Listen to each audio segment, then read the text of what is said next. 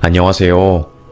얼마 전에 너무 기적과도 같은 일을 겪게 되어서 이렇게 사연을 작성하게 되었습니다. 저는 홀어머니와 함께 살고 있는 한 남자예요. 어릴 때부터 엄마의 사랑을 듬뿍 받고 자라서 가난해도 가난이 뭔지 모르고 철없이 살았었지요. 그래서 어릴 때는 매일 행복하게 놀고 먹고 했던 것 같아요. 그러다가 저희 집에 남자들이 찾아왔어요. 여기 있는 거 다 아니까 문 열어 이 새끼들아. 비속어를 쓰면서 소리를 질렀습니다. 무서웠던 저는 장롱 속에 숨어 있었어요. 집 전화로 엄마에게 전화를 걸어봤지만 엄마는 전화를 받지 않았습니다. 문 밖에 있는 남자들이 두려워서 저는 소리내어 울지도 못했어요. 그때 누가 문을 따고 들어오더라고요. 야, 문 열렸다. 집 싹 뒤져. 그 남자들이 가장 먼저 연 곳은 장롱이었습니다. 30분 전까지만 해도 제가 들어가서 숨어 있었던 곳이었어요. 이상한 기분에 왠지 그 장롱에 계속 있으면 안 될 것 같은 마음이 들어서 침대 밑으로 들어가 있었거든요. 아, 뭐야? 장롱 안에 아무것도 없는데? 이 옆에 내가 돈 진짜 없나 본데? 장롱 말고 찬장이나 다른 것도 좀 뒤져봐. 한 군데만 숨겨놨겠어? 아이씨, 진짜 여러모로 귀찮게 하네. 그 사람들은 1시간 동안 저희 집을 쑥대밭으로 만들어 놓았습니다. 침대 밑 좁은 공간에 숨은 저는 다 해져가는 담요로 제 몸을 꽁꽁 가렸어요. 욕설이 난무하고 사람들은 저희 집에 가래침도 뱉고 냉장고를 열어서 괜히 음식들을 깽판 쳐놓기도 했습니다. 너무 무섭더라고요. 언제 나갈까 숨죽여서 시간이 지나기를 기다렸어요. 형님, 이 옆편네 지금까지 안 오는 거 보면 오늘 안 나타날 작정인가 봐요. 징한년. 일단 오늘은 가자. 시간이 꽤 흐르고 나서야 사람들은 저희 집을 떠났고 저는 침대 밑을 나가지 못했어요. 너무 무서웠고 트라우마가 생겼던 거죠. 몇 시간이 흘렀을까요? 엄마가 문을 열고 들어왔습니다. 어머, 집안 꼴을 본 엄마는 소리를 지르며 주저앉았어요. 희재야, 희재야. 목이 터져라 저를 불렀습니다. 엄마. 그제서야 저는 침대 밑에서 기어나와 엄마의 품에 안겼어요. 엄마는 펑펑 울면서 저에게 희재야, 희재야, 엄마가 미안하다. 엄마가 정말 너무너무 미안해. 엄마, 어디 갔다 왔어? 아까 엄청 무서운 아저씨들이 우리 괴롭히고 갔단 말이야. 너무 무서웠어. 그날 저희 모자는 얼마나 울었는지 모릅니다. 저는 눈이 팅팅 부어서 뜰 수도 없을 지경이었고 엄마는 헛구역질이 나올 정도로 눈물을 흘리셨으니 말이죠. 그날 새벽 집에 있는 짐을 싸서 저희는 도망을 갔어요. 엄마의 아주 먼 친척이 사는 집이었습니다. 엄마가 다른 사람들과 이야기하는 것을 엿들은 저는 그날의 진실을 알게 되었어요. 수년 전 저는 심하게 아팠어요. 심장에 구멍이 생겼다는 판정을 받았거든요. 어릴 때부터 운동회에 참가도 못하고 숨을 쉴 때 쇳소리가 나고 책상에 앉아있는 것도 힘들었거든요. 그러던 제가 학교를 가려고 등교를 하던 중에 갑자기 머리가 핑그르르 돌더라고요. 픽 쓰러진 거였고 저는 정신을 잃었어요. 그때 제가 대학병원에 처음으로 실려가게 되었고 거기서 심장 판막 이상증 병명을 진단받은 거였습니다. 식당에서 설거지를 하다가 갑자기 전화를 받은 엄마는 신발도 갈아 신지 못하고 욕실용 고무신을 신고 병원에 달려왔어요. 의사 선생님은 아이 심장에 불규칙한 모양의 구멍이 있습니다. 선천적인 것 같은데 아이가 크면서 심장도 사이즈가 늘어나니 작았던 구멍들이 함께 커진 것 같아요. 이로 인해서 숨 쉴 때 쇳소리가 나거나 문제가 생긴 거고요.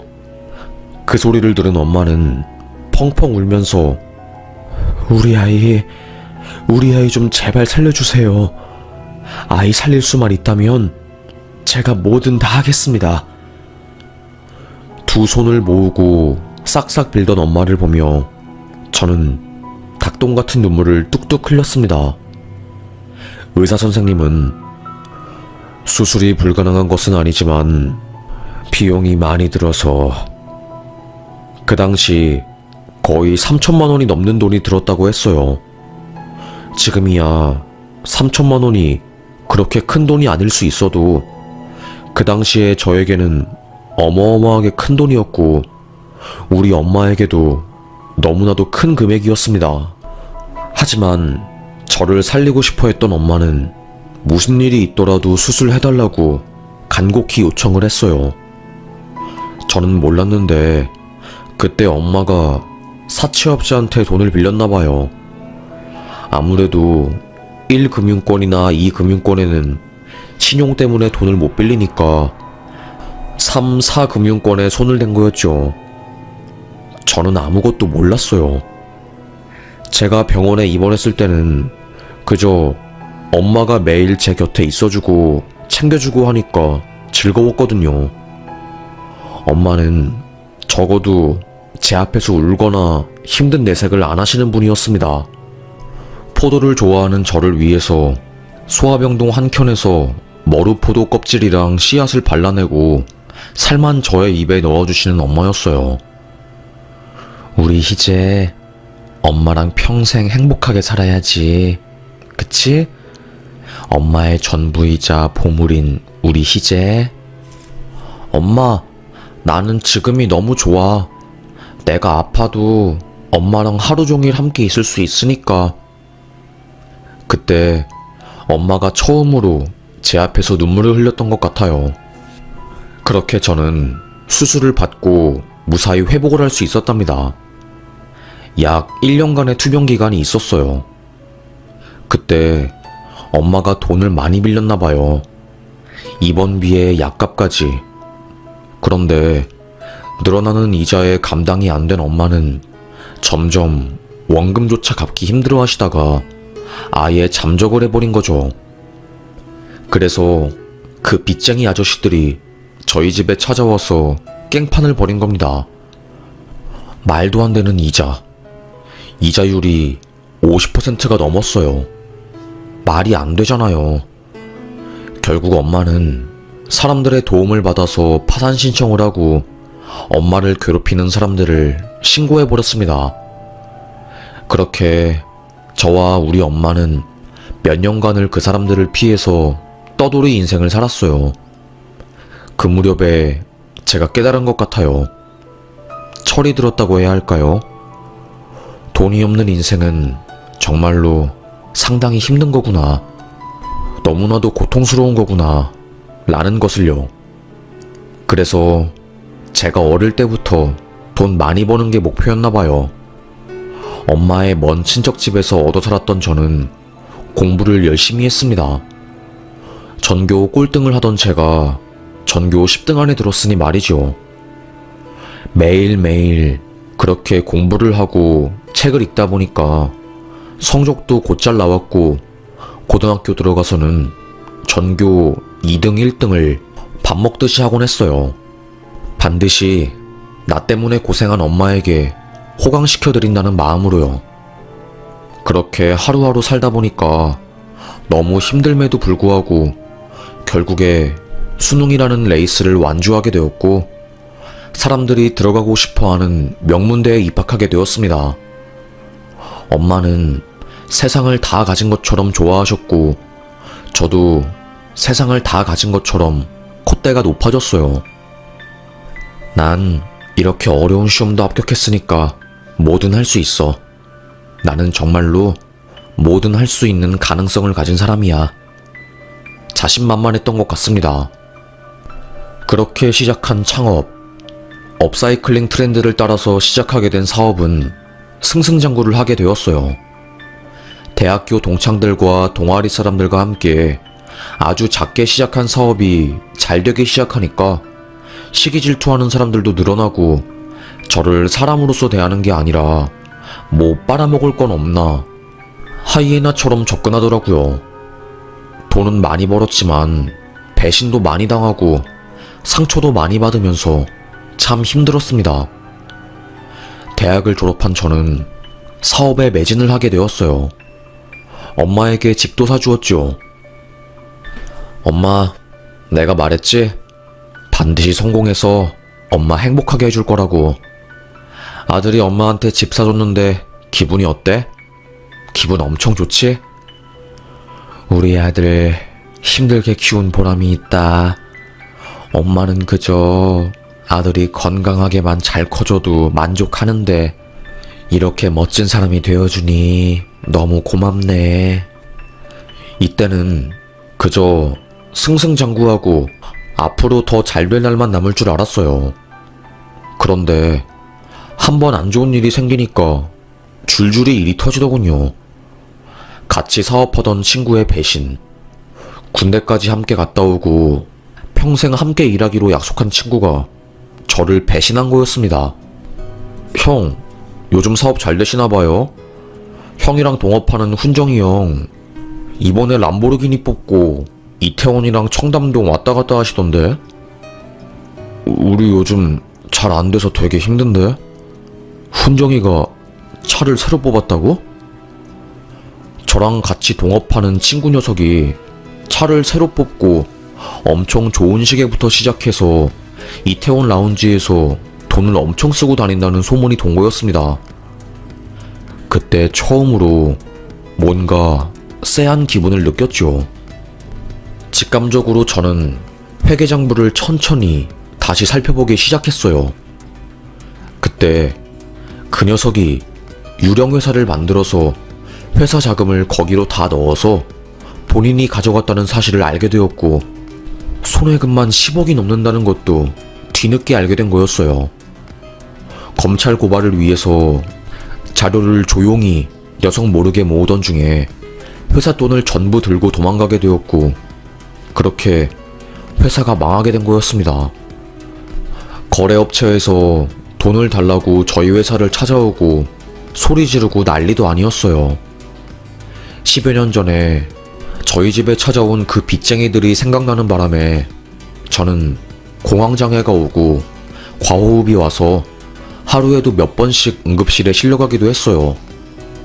사업 살리겠다고 엄마한테 해준 집 담보 잡아서 돈도 빌려보았지만 쉽지 않았고 결국 저는 파산 신청을 하러 법원에 가게 되었습니다.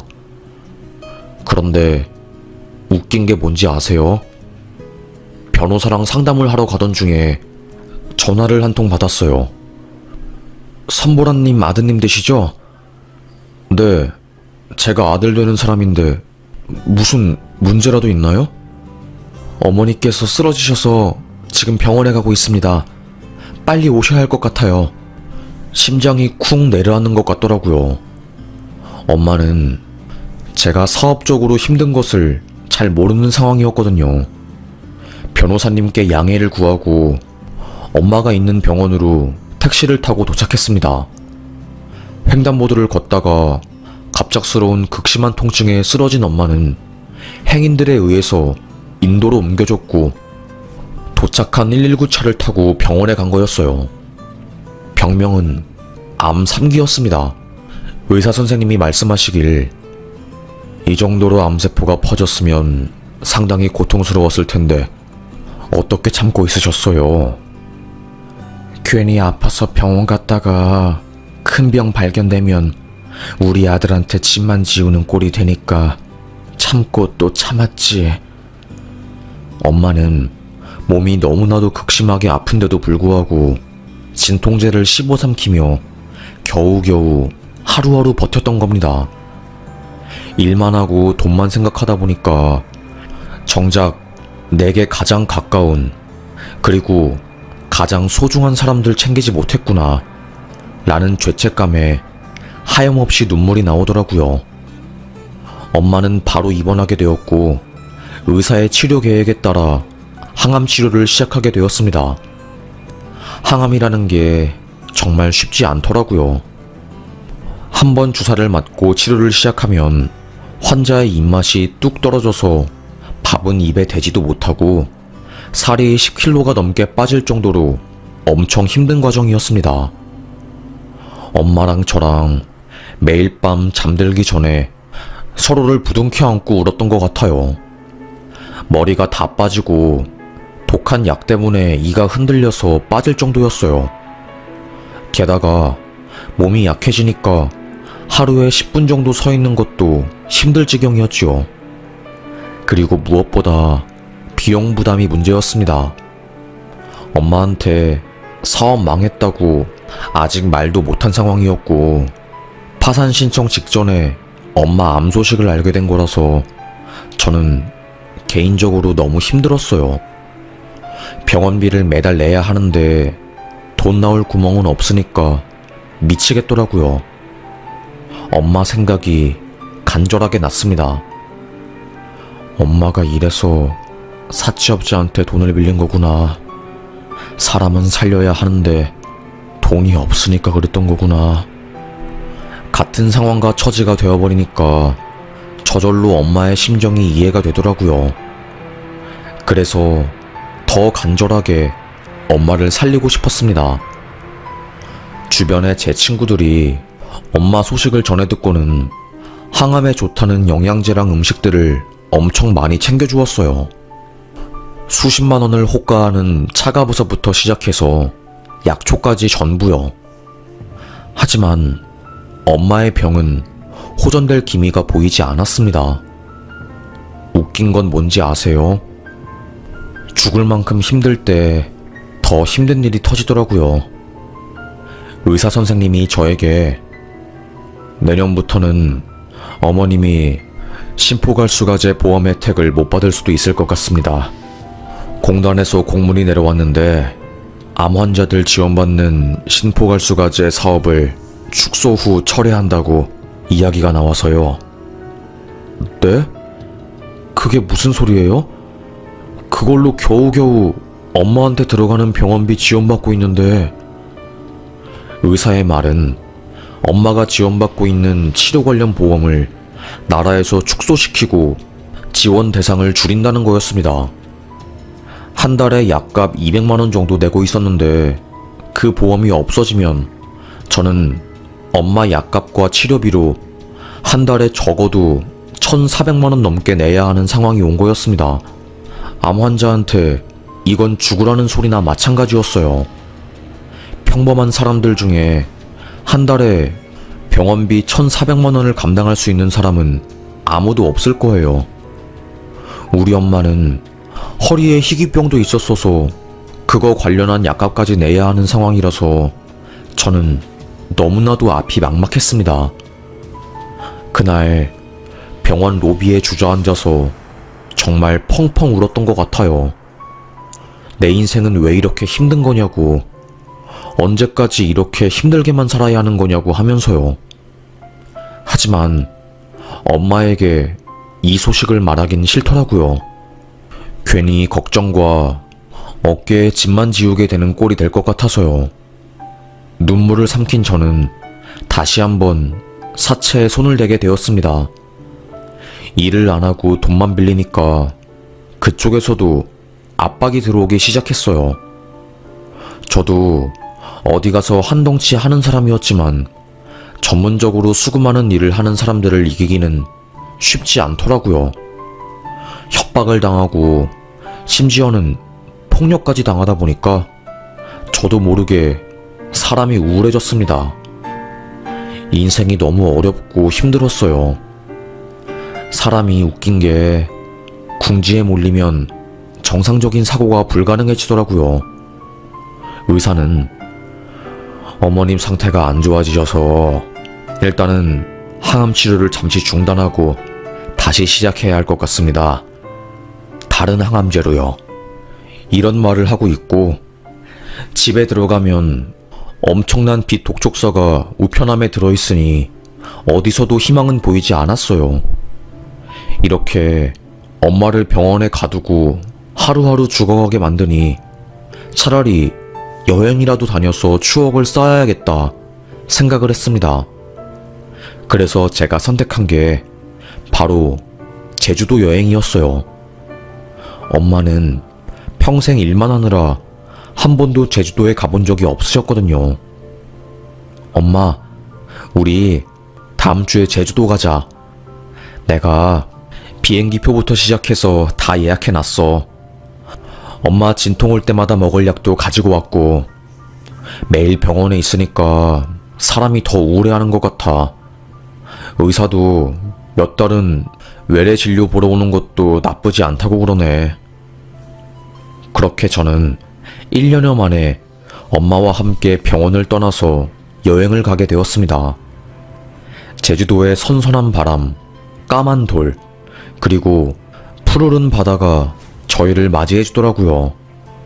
엄마는 저에게 평생 살면서 이렇게 아름다운 광경을 못 보고 죽을 뻔하다가 우리 아들 덕분에 이렇게 좋은 호강도 하게 되네. 저를 꼭 안아주더라고요. 엄마, 더 잘해주고 싶은데 그러지 못해서 미안해.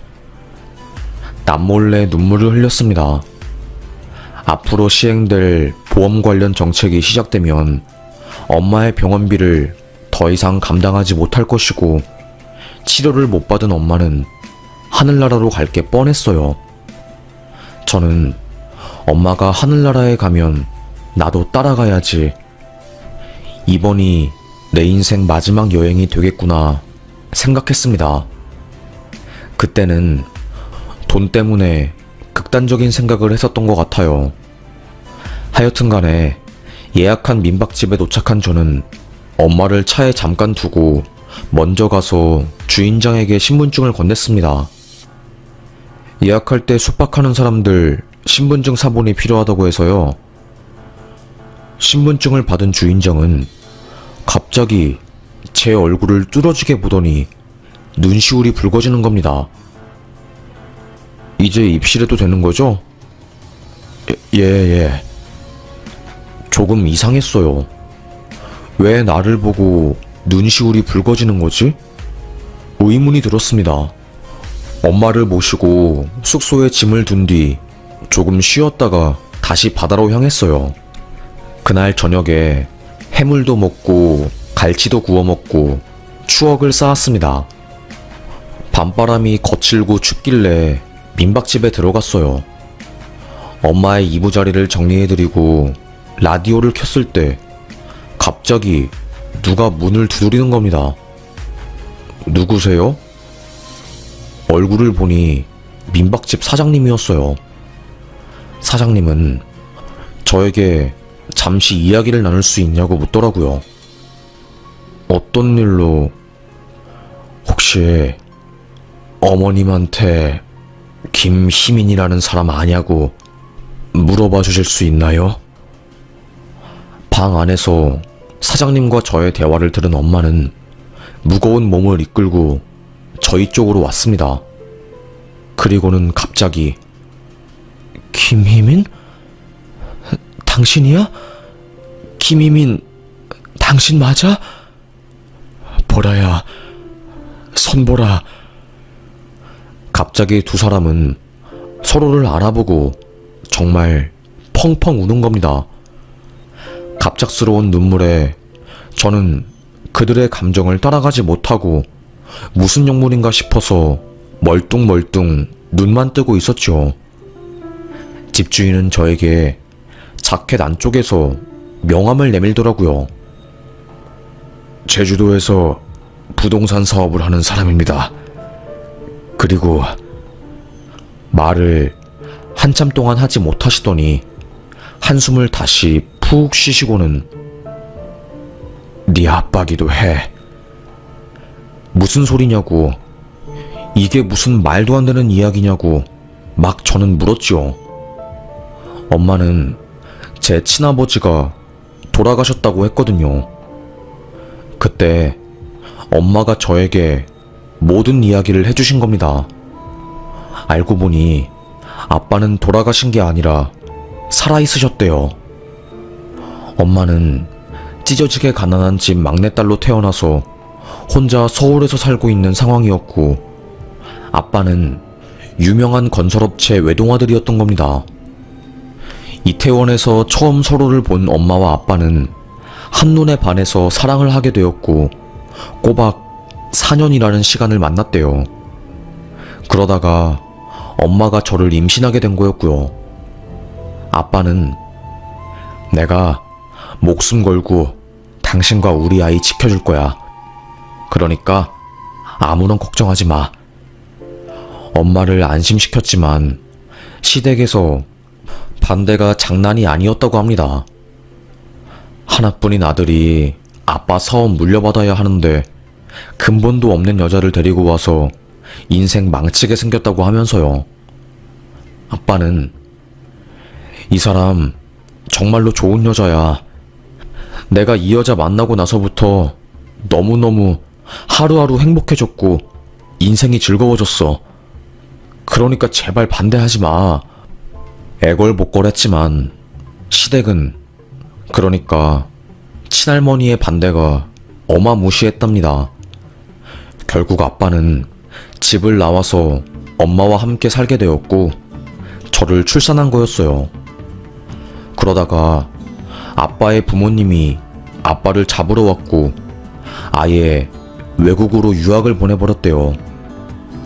그래서 한국에 혼자 남게 된 엄마는 시댁 식구들의 괴롭힘과 협박 때문에 어쩔 수 없이 해외에 있는 아빠와의 연락도 완전히 끊게 되었고 저랑 함께 숨어 살았던 거였습니다. 그 뒤로 엄마와 아빠는 단 한 번도 만나지 못했던 거고, 아빠를 찾는 저에게 엄마는 아빠가 죽었다면서 그날의 일을 이야기해주지 않으셨던 거였죠. 너무나도 사랑했던 두 사람이 타의에 의해서 멀어지고 헤어졌던 겁니다. 민박집 사장님은 당신 주민등록증 보자마자 너무 놀랐어. 나는 내가 잘못 본 줄 알았거든. 이름부터 나이, 생년월일까지 똑같은 사람이 몇이나 되겠어. 게다가 사진도 당신이었고. 어떻게 된 거야? 왜 이렇게 몸이 야위었어? 이렇게 다시 만나게 될 줄은 몰랐네. 나 말기암이야. 그래서 아들이랑 같이 죽기 전에 여행 온 거고, 속으로 그냥 죽기 전에 당신 얼굴이라도 한번 볼 수 있으면 참 좋겠다 생각했는데 이렇게 될 줄은 꿈에도 몰랐네. 어떻게 이럴 수가 있지? 세상에, 정말 말도 안 돼. 두 분은 서로의 손을 꼭 잡고 못다한 이야기를 하셨어요. 저는 조심스레 자리를 비켜드렸고요. 얼마나 흘렀을까요? 저는 민박집 사장님에게 조심스럽게 다가갔습니다. 사장님은 저를 보고 네가 내 아들이구나. 미안하다. 아빠가 바보 같아서 용기가 없어서 너랑 엄마를 지켜주지 못했어. 정말 미안하다. 펑펑 울더라고요. 어색했어요. 갑자기 내 인생에 나타난 아빠.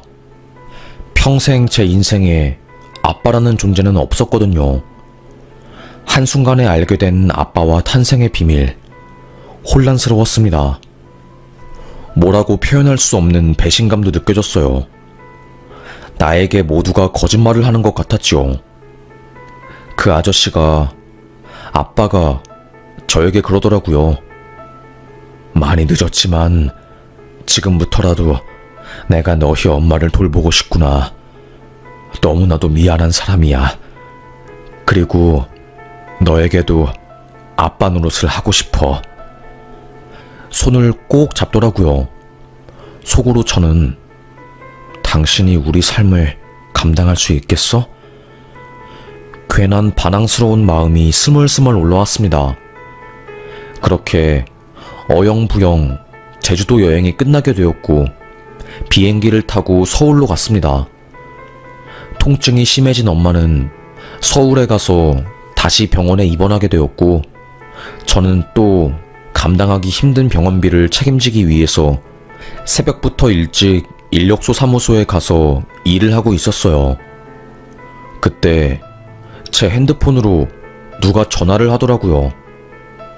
누구세요? 나야, 민박집 아저씨. 그러니까 아버지다. 아버지는 엄마를 간병하기 위해서 서울로 오신 거였습니다. 하던 일을 중간에 멈추고 저는 아버지를 만나러 갔어요. 말도 없이 제주도에서 서울로 오신 거예요? 언질이라도 해주시지.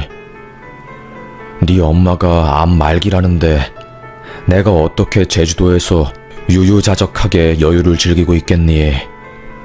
급하게 민박집을 접고 서울로 올라오신 거라고 하더라고요.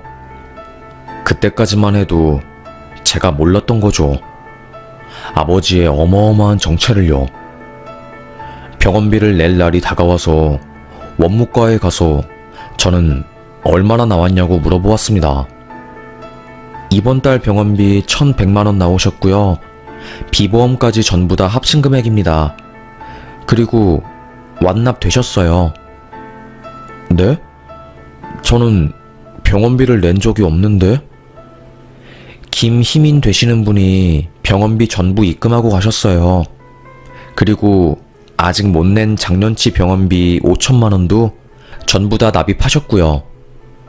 순간 심장이 쿵 떨어지는 것 같았습니다. 알고 보니 아버지가 엄마의 밀린 병원비까지 전부 다 내주신 거였어요. 바로 아버지에게 찾아갔어요. 돈이 어디서 나셔서 그렇게 큰 돈을 갚으셨어요? 저의 말에 찡긋 웃으시더라고요. 뒤늦게 알고 보니 아버지는 건설 사업을 하시던 친할아버지에게 어마어마한 돈을 물려받으신 거고 그걸로 사업을 하다가 제주도로 내려와서 소박하게 민박집을 운영하고 계신 거였어요. 그 많은 돈을 다 기부하고 죽으려고 하다가 엄마를 만나게 된 거고 그 돈을 엄마의 병원 치료비로 쓰겠다고 마음을 먹으신 거였죠. 저에게 물어보시더라고요. 암 환자 치료비 감당하느라 힘들었을 텐데 돈 빌린 거 있냐고요. 그리고서는 바로 제 통장에 돈을 써주셨습니다. 이걸로 사채 빚은 빨리 갚고 다시 시작하자. 엄마는 내가 책임지고 돌볼 테니까. 알겠지? 순간 저는 이게 가족의 힘이구나, 아빠의 힘이구나 라는 것을 깨달았습니다. 나는 지금까지 아빠가 한 역할을 내가 오롯이 다 해내느라 이렇게 힘들었던 거구나. 그래서 내가 이렇게 많이 눈물을 흘리면서 살았던 거구나. 울음이 터져버렸어요. 거의 처음으로 어린아이처럼 펑펑 울었던 것 같아요.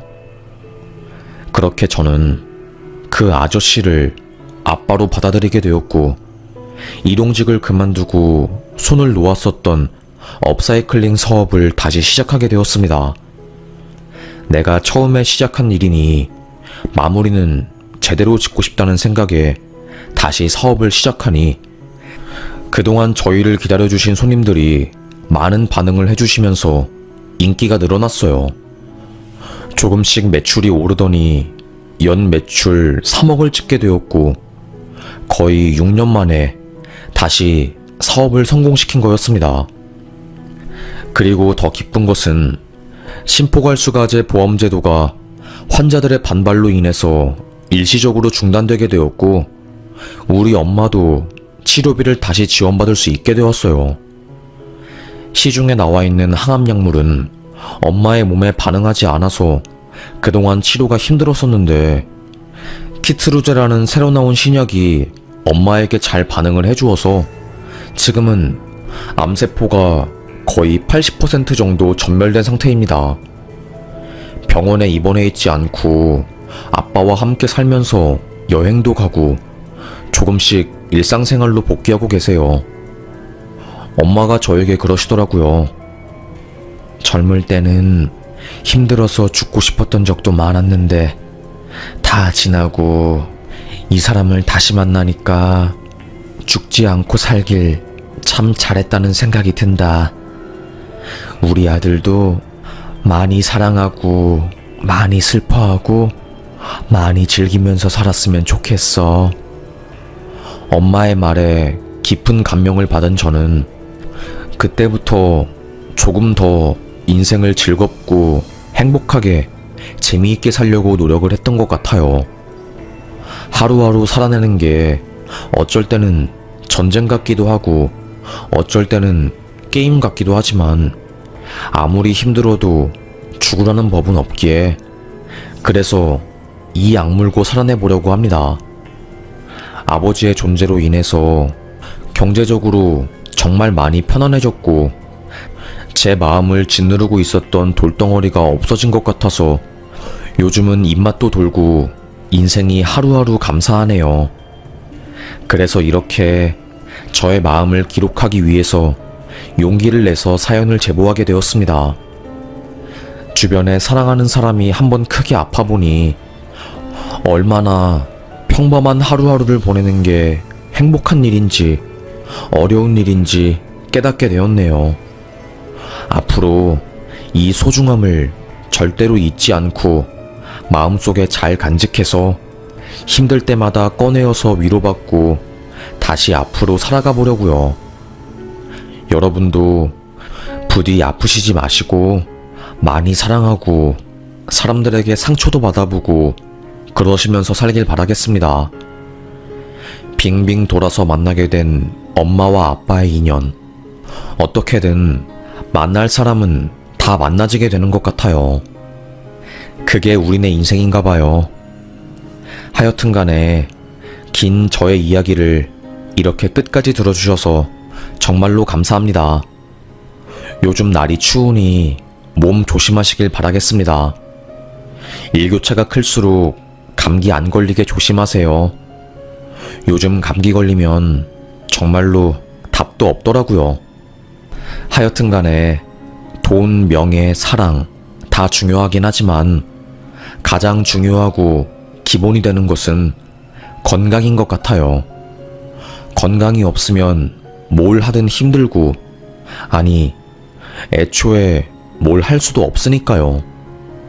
우리 모두 건강 잘 챙기면서 한 번뿐인 인생 끝장나게 즐기면서 살았으면 좋겠어요. 그게 우리가 행복해질 수 있는 가장 쉬운 방법인 것 같네요. 모두 건강하고 사랑하고 즐기면서 살아봅시다. 그럼 저는 여기서 사연 마무리하겠습니다. 들어주셔서 정말 감사합니다.